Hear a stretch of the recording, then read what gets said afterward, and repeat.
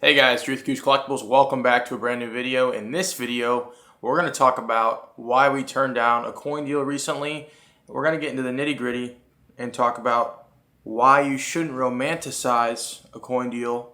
You should actually just be expectant of what's to come, and you should listen to what is being told to you. So I'm going to spend a few moments today, and I'm going to talk to somebody that is starting out buying coin deals and how sometimes you can get your hopes up rather than just say, hey, let me just shoot straight, think about this logically, and move forward with it, right? And so I think that's some of the biggest discrepancies between an experienced, a seasoned coin dealer that may have a shop and someone that's a vest pocket dealer that doesn't get too many opportunities at deals. Because what I used to do, this is all coming from experience, not from somebody else, is that I used to romanticize. I used to romanticize deals, right? So say you're out with a girl and you're talking yourself into, so she's a beautiful girl. You're talking yourself into why you should date her and why you should move forward with her. And she's telling you all these things that you don't necessarily agree with, that really wouldn't make a great life partner for you, but you're romanticizing it. You're talking yourself into it. And there's the other side, which is the people that are a little bit more seasoned. They come in with expectations of what they want and expectations of what the other person or the other party in this scenario for a coin deal might want. And so we're going to take just a few moments and we're going to talk about these two different, romanticizing and expecting. And this will really give you a bird's eye view of how we've kind of changed our mind when it comes to buying coin collections. So sometimes when two different parties start to romanticize about a deal that may happen, they will start to use words and exchange words that will get other parties excited about what's to come rather than based on evidence, numbers, logic, and what actually is in the coin deal, right? So someone comes to you and they say, this is the biggest collection that you've ever seen and you're going to be blown away and this is awesome. Come right now, drive 12 hours each way and you're going to love it, dude. Like, I've never seen anything like this, right? Those are words. That's not evidence. That's not numbers. That's words, right? Don't take somebody else's words for granted, because if you take someone else's words for granted, you're going to start to fantasize about a deal that you know nothing about, that you haven't seen any evidence of, you haven't seen the numbers of, and that's where a lot of things can end up being bad or fall apart for you in a coin deal, right? So what I used to do is I used to take those words, run them to the bank, and try to cash them in. And it didn't work, right? So I was at a coin show locally, and this guy says, I just bought like a massive collection, right? What is massive to you and what is massive to me? That's two different definitions. And so we ended up going there, and I was like, oh my gosh, like, guys, come on, massive collection. It's going to be over here. We're going to buy it. And we bought like 20 coins, right? And a massive collection to me might be 1,000 coins, right? And so somebody else's words ends up sometimes for you creating a fantasy of what's to come rather than what actually exists, what's in reality. And so I've kind of stepped away from that, and I start to ask questions when someone says something like that. So they say, this is the biggest collection you've ever seen. Okay, how many coins, right? How many coins are you talking about? What are those coins? And they're like, this is unbelievable. The prices are crazy. Okay, what are the prices per coin, right? So this immediately for you starts to set expectations for them, set expectations for you. And this is where you guys can start to reach a more common ground, right? And so when someone calls you and you're romanticizing a deal and you fall right into that trap, you can start to create confusion yourself and with them. You could start to say, wow, this is amazing. I'm so excited. And then you start to tell them every single thing or every coin that you might see is amazing, the best thing that you've ever seen, right? So we start to almost massage each other's backs with a coin deal that we don't really have set expectations about. And so this sometimes creates lack of honesty, lack of trust at the end of the deal, because at the end of the day, it creates a lot of misunderstanding, and most times the coin deal won't work, right? Because when someone's romanticizing a deal, either on their side or our side or both sides, this is where a lot of things, when it's all measured out, will be very confusing. I would compare this a little bit to sometimes poker, right? Someone is trying to give you a tell or is trying to have some emotion when they have a really good hand, right? They're trying to tell you something. right, with their emotion and their words, and then when they start to put chips in the middle, right, they start to put something in the middle that they value more than their words. That's when you start to say, oh wait, you told me this, but this is what the actual outcome was, right? And so when I start to romanticize a deal, the outcome may be crash and burn. It may never happen. It may never work, right?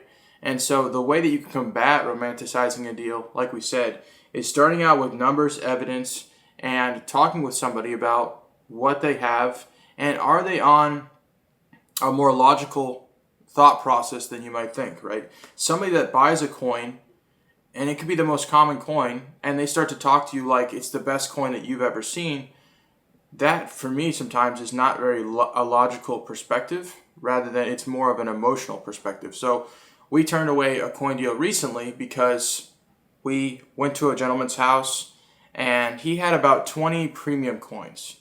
And then he sent me a spreadsheet of 5,000 items, right? And this has to do with like modern day star notes and modern coins. And I'd say most of these things are pocket change, right? And so when I walked into the deal and I sat there with him and he started to talk to me about all these things, I started to immediately set expectations. So he said, Drew, what do you think about modern day star notes? Well, we cash those in at the bank, right? He thought these had crazy premium, right? What do you think about these Shield Lincoln cents? Well, they don't have as much value as you paid for them, right? And I'm just going to be honest with you straight away. And so what it ended up happening was I was setting expectations the whole way through so that when the conversation was over, we at least could understand each other and realize that what he was thinking, which may, for me, didn't feel like it was logical rather than a romanticizing of a coin deal, he started to say, I don't think this is for us, right? And that for you sometimes is the biggest benefit rather than spending a whole week with somebody, sitting down with them, making you pay top dollar for it, making you spend your time, energy, and money, possibly even paying somebody else to help you, ultimately to make no profit and to make this gentleman feel like they had something more than what they had, right? And this is the hard truth about most coin deals. Most coin deals will not work out for you, even if you get a phone call. Most of them will be a little bit tougher to manage based on the expectations of the other party and your party, but that's okay. It's all about assessing, like I said, expectations when the coin deal starts, midway through, and at the end. Because if you can set expectations with somebody that's logical, that just says, hey, I understand what I bought them for, I understand what I'm selling them for, I'm happy to do it with you, you can come to a common ground together, right? If you're honest with somebody up front about what you feel about their collection, and you work very hard at selling coins to other people, and you know the market, and they come to that common ground with you, that's when the coin deal can start getting on the rails, get hitched together, and start going down the train tracks, okay? And once the expectations are met, you can then come down to adding up the numbers and bringing home the coin deal. But I think sometimes when we romanticize the only deal that we might have, we start to say these coins will matter more to me than the money that I came with and going home with nothing. And sometimes I think what I used to do is I would say, man, I really want these coins no matter what, rather than saying, if I go home with nothing, that's okay, because I don't want to waste my time, I don't want to waste my family's time, and I want to make sure that all this work is to benefit my family, to help other people. Another tip for you guys is that if you can be very honest with somebody up front, once again, we can reach that common ground together. So someone comes to me, right? Like even at say, we're not going to talk about the coin deal, we're going to talk about if you're at a coin show and someone comes to you and they go, Drew, what do you think about this coin? Right? And I think it's been cleaned, retoned, has issues, but PCGS graded at XF45 or whatever. I go to them and I say, man, it's got cleaning, it's been retoned. I would price it at this. And someone starts to get a little bit of a level of this person has an opinion and they don't care what I think and they want to trust you more with your opinion. And sometimes you don't have anything to gain from it. You rather just get to build rapport with somebody. I've had people that come by other dealers' tables. Every coin that dealer has is amazing. It's the best coin ever, right? And I think what dealers start to pick up on is that it's disingenuous. It's not fair to somebody to tell them every single thing that they have is wonderful and amazing, and that allows you, like I said, to build rapport. Because I've now gotten phone calls from people saying, "Hey, Drew, is this coin nice, legit? Is it original? Or do you think it's okay for the grade?" They value my opinion rather than me stringing them along saying that everything is wonderful, right? I don't want to romanticize somebody else's coins, because at the end of the day, they'll start to understand that there's a lot of confusion with that, a lot of misunderstanding with that, rather than saying, "Hey, bro, you're looking at this is common ground for you. I want to tell you that." And then their expectations of you will be different. The expectations of the coin will be different, but they can learn from it. The hobby can grow better. So another thing with meeting expectations is when you're sitting down with clients that rely on your opinion to develop their collection. So a lot of selling coins is sitting down with people that have different opinions, that they value, right? Someone says, "I want original coins. I want them to be NGC CAC," or "I want original coins. They don't have to have the sticker, but I really like that they're original," or "I don't care if they're original," right? And "I don't care if they're graded by any grading company," right? All those preferences you need to pick up on as a professional in the field that someone else, which is a coin collector, is purchasing from. And so I sit down with a client and I can make $500 on this one coin I could sell to them, right? And I'm like, "Man, dude, would it pay to be honest with them, or would it pay to be dishonest with them? To say that this coin's great, they would love this coin, they'll love it long term, they'll love it forever," right? I'm romanticizing the profit. And what I've realized is that you will lose that client. And the reason why you'll lose that client is because you weren't honest with them. The way that you can develop a relationship with somebody is that despite the profit that you might have with that one coin, you can tell them without a shadow of a doubt, "You won't like this coin long term. This is for somebody else, and I'm going to be straightforward and honest with you." That's when you can start to develop the bones of a healthy relationship. You're not afraid to value that person, that relationship, over the short-term profit.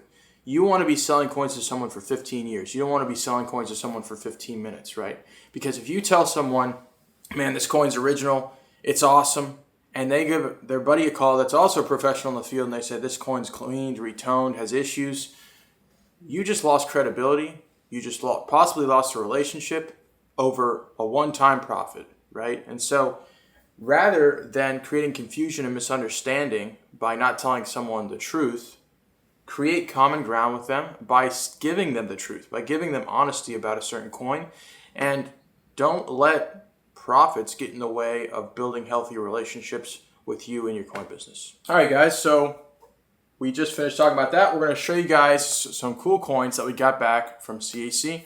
We got absolutely pulverized. We did not get many stickers, but we're going to talk about each coin individually, talk about why we like them, talk about why we don't like them, and give you guys our opinion.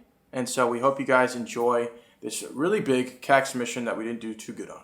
All right, guys, so the first coin I want to show you, which is a coin we're adding to our Hawaiian set, is this really beautiful original 1883 Hawaiian dime. As you can see just how nice and original all the fields are. Nothing distracting on the rim. Most of the time with circulated coins you'll find rim bumps and issues like that, or you'll find patched up scratches or issues. This one has a light little hit just from a different coin on the obverse and on the reverse. Just another classic original type piece. For this, it has enough remaining luster for me to call it an XF45 and enough detail also, and CAC approved the coin. Up next is this 1861 seated dollar. It's improved 63. Overall, I didn't think the hairlines were too distracting, especially for approved 63. The chance of this coin already being sent in before was very high, but wanted to give it a shot anyway. So when you're taking a look at the reverse, there's like a small little drag, a stop, and then a small little drag in a different direction. That might just be a scratch. And there is some kind of distracting spots down here by the one that held this coin probably back from a sticker. But like I said, you never know, and sometimes you just got to pay to see.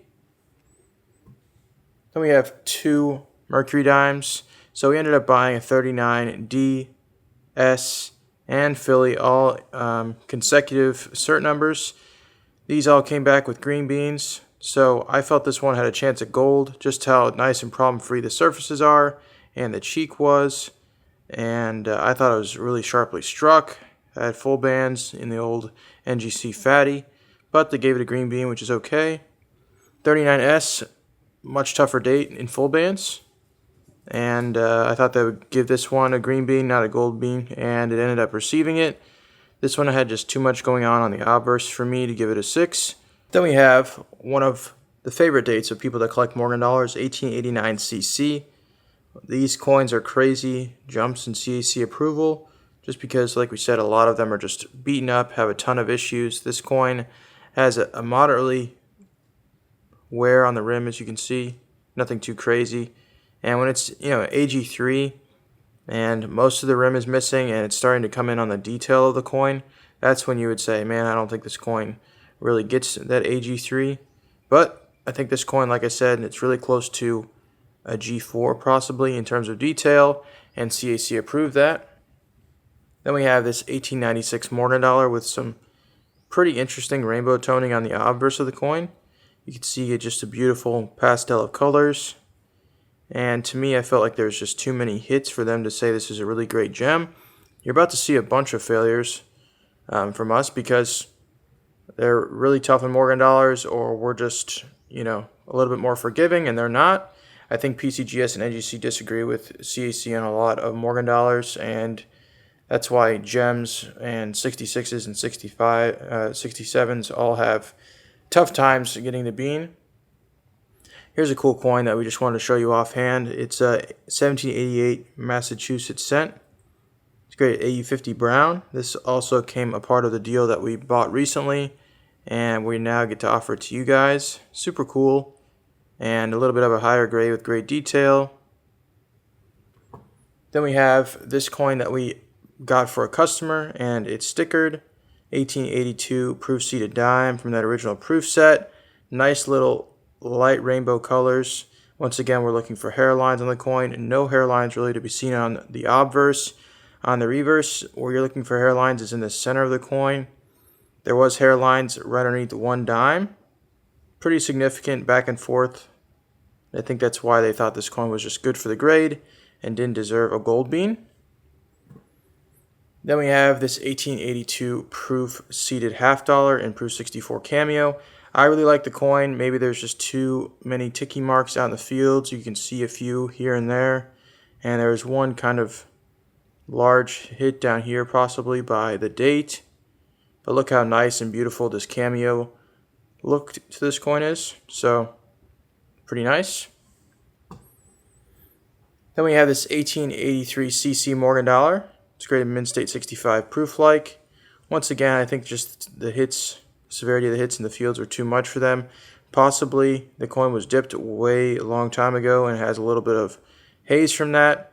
I know that a lot of Rattler coins end up battling that issue where they just reject a lot of those because of that. Then we have an 1851 gold dollar. So there's one light little hit out in the field. It's almost impossible to see with the naked eye, and that's why I felt like this coin wouldn't have a shot at stickering, but we wanted to send it just to give it a shot. And I think there's probably 150 gold dollars graded Mint State 62 for every one that's graded Mint State 65. So getting this coin, trying it out just to see what happens with it is no issue for us. Still a cool coin nonetheless. Up next is another fan favorite, which is this 37D three-legged buffalo, grade AU53. Just some light old cleaning on both sides of the coin. I think that's why they ended up not passing this coin, but still great detail, still great remaining luster. Definitely tough to find. Nowadays, a lot of them are just VF or fine, or you might get the occasional XF, but this one at AU53 is a cool little offering. Then we have this 1889cc in VG8. So both 89cc's that we sent in passed. It seems like they're relatively fair with these, and once again you can see the drastic amount of detail and difference between this VG8 and this 89cc and AG3. That rim's just starting to get eaten away on the obverse of the AG3, and then you could see definitely some discrepancies in detail when you're looking at the AG3 and the VG8. So very happy with these. This is probably what saved most of our submission because, once again, it's tough to get those with the sticker. Then we have this 1878cc Morgan Dollar, graded Mint-State 64 plus. One distracting mark going all the way down the coin in the field, but getting a 78cc with this clean of a cheek is so tough. And I think that the 64 is a fair grade for the coin, but I don't think that CAC agree with us once again, but that's okay. Then we have this 1841 seated dollar, graded VG10. Rather original looking surfaces. It's getting a little bit more of an environmental damagey down here towards the rim and towards the date. Has one big rim bump, as you can see right up at the top of the coin on the reverse. And so when you see coins, seated dollars sell with a CAC sticker for double or triple what other ones without a CAC sticker are selling for, it's just because the same amount of problems that seated dollars experienced. They were treated like crap by dealers and by people that use them for, just using them for merchandise and buying things back in the day. And you can still see a lot of great coins out there, but they're just tough to run into at a massive scale. This 1938 Walker we sent in for a friend of ours in 66, and it didn't come back with a beam, but it still is a tough coin. I thought the luster was there, and it was a nice coin, but maybe just too many ticky marks out in the field for them as a 66. And I don't know, still a cool coin. Here's another highlight of the submission, 1903S. So this coin is very tough to get with the sticker. It's very tough in this grade. Branchment, barber corridors are tough, okay, especially in Mint-State. And so getting a bean on this coin and also being able to offer it to you guys is super tough. But I say tough a lot. Of all the CCs that we sent in, I think this is the only one that's stickered that was high grade. This 83cc and 66. Ended up getting the bean. Extremely clean cheek. Not many issues out in the fields.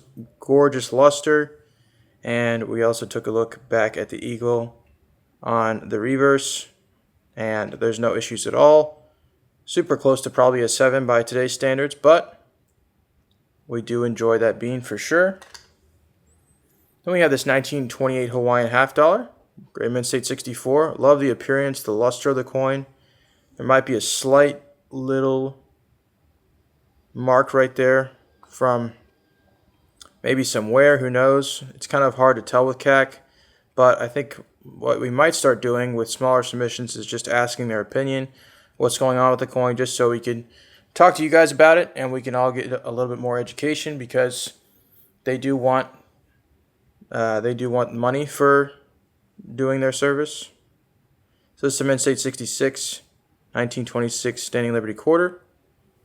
Once again, great gemmy luster to the coin. A little bit on the softer side in terms of strike. So maybe NGC thought this coin was more about a weaker strike rather than surface wear. And maybe CAC thought, hey, this is surface wear and it doesn't have to do with strike. When you're looking at this coin, you're going to be looking at the leg and the head. Up next is this 1936 Mercury dime. It's graded Proof 66 by NGC. I don't have any reason why this coin wouldn't have stickered. I don't see any hairlines in the coin. I felt like it was almost undergraded, or at least deserved the bean. And this one I disagree with CAC on. Don't say that very often, but I don't even see why there would be splitting hairs on this coin. Great coin, but it's just the way I see it. Here's an 1893 Morgan Dollar, graded VG10. We bought this from somebody in the Midwest, and we ended up sending it in for a bean. It looked pretty much identical to the 93S's we sent in that were fine, or VG10, and this one came back with the sticker. Just an affordable key date that someone could add to their set. Then we have this 1799 Drape Bust dollar. You can kind of see a little pinkish or a gunmetal gray going around the coin. With a more original example, you'd want to see an even circulation and a great looking crust to this coin. Now, some people might say this is a difference between luster because it's an XF and unoriginality, or people that mess with the coin that brought out the luster. I felt like it was just lightly cleaned a little bit a while ago, and that's what happened. And once again, impossible to find with a CAC sticker, so we wanted to give it a shot.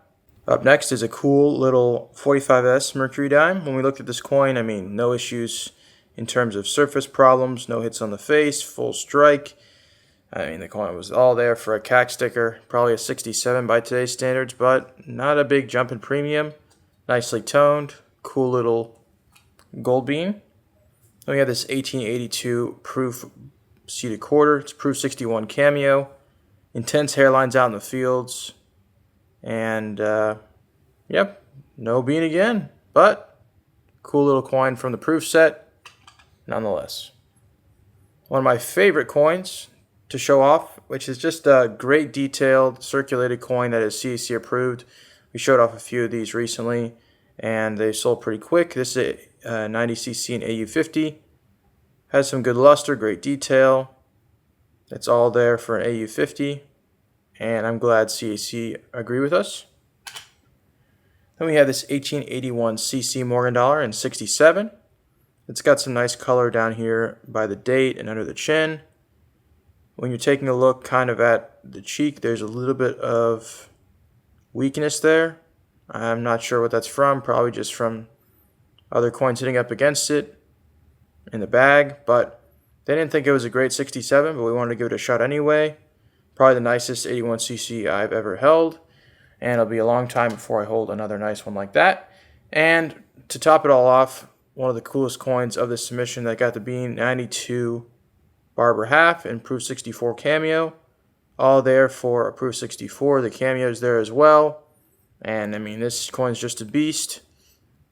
Almost impossible to find with the bean once again, and tough in cameo. So thank you guys for taking a look at this fun CAC submission. Thank you guys for watching today's video. If you guys did enjoy today's video, make sure to leave a like, comment your thoughts on the lesson that we talked about today. Do you guys agree with what we said? Let us know down below. If you don't agree, that's cool. Let us know. Also, subscribe. We got more videos coming out every single week. We want you guys to be a part, and we appreciate you guys supporting us on the website and on these videos, and we'll see you guys next time.